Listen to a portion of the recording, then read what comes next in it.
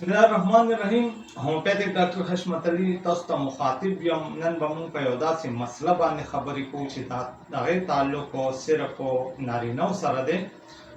زما مطلب دا دی چې زه به نن تاسو سره په جنسي کمزورۍ، مردانه کمزورۍ یا اریکټایل ډایسفنکشن باندې خبرې کوم. نو په دې وجه د ماشومان او زنانه دا ویډیو بالکل نه ګوري. محترمو کتونکو، مردانه کمزوری، جنسی کمزوری یا د اریکټایل ډایسفنکشن په علاماتو کې د ازدواجي تعلق په دوران کې کمزوري محسوسول، سختی نه راتلل، د جنسي خواهش کمې یا جنسي خواهش مکمل طور باندې نه راتلل، زر تر زره انزال کېدلو، جسمانی تھکن او د اعتماد کمې د مردانه کمزورۍ په علاماتو کې شامل دي. محترم کتونکو، د مردانه کمزورۍ په وجوهاتو کې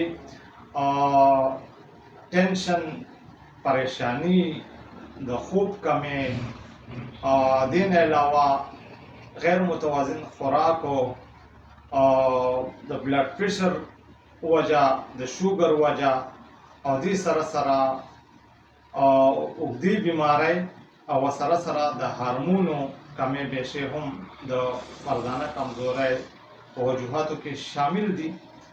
محترمو کتونکو، که چېرې تاسو مردانه کمزورۍ سره تر مخکې تاسو ته د مردانه کمزورۍ مسله وي، تاسو د خپل ازدواجي زندګۍ په هکله ډېر زیات پریشانه یې، تاسو د دې مسلې د حل لپاره وقتي طور میډیسن استعمالوئ. وقتي طور خو تاسو ته څه نه څه ستاسو مسله حل شي، خو په مکمل طور باندې تاسو مسله نه حل کیږي.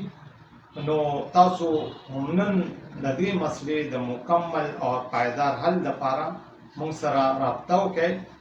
موږ به ستاسو علاج د بې ضرره هومیوپیتک دوايانو په ذریعه ډېر په ښه طریقه باندې کوو.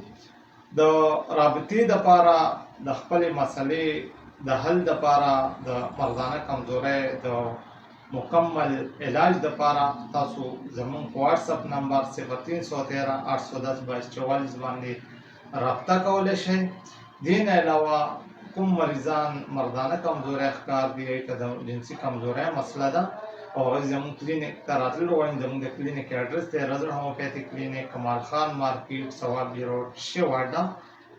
انشاءالله ستاسو علاج به مکمل اعتماد او رازدارۍ سره ډېر په بهترین طریقه انشاءالله کولی شي. بیا تاسو انتظار د کومې خبرې کوئ، هم نن زموږ کلینیک ته تشریف راوړئ یا زموږ په واټساپ نمبر باندې موږ سره رابطه وکړئ او خپل هومیوپیتک علاج هم نن ترلاسه کړئ. محترمو کتونکو، د خپل صحت خیال ساتئ. همدې سره هومیوپیتک ډاکټر حشمت علي ستاسو نه اجازت غواړي.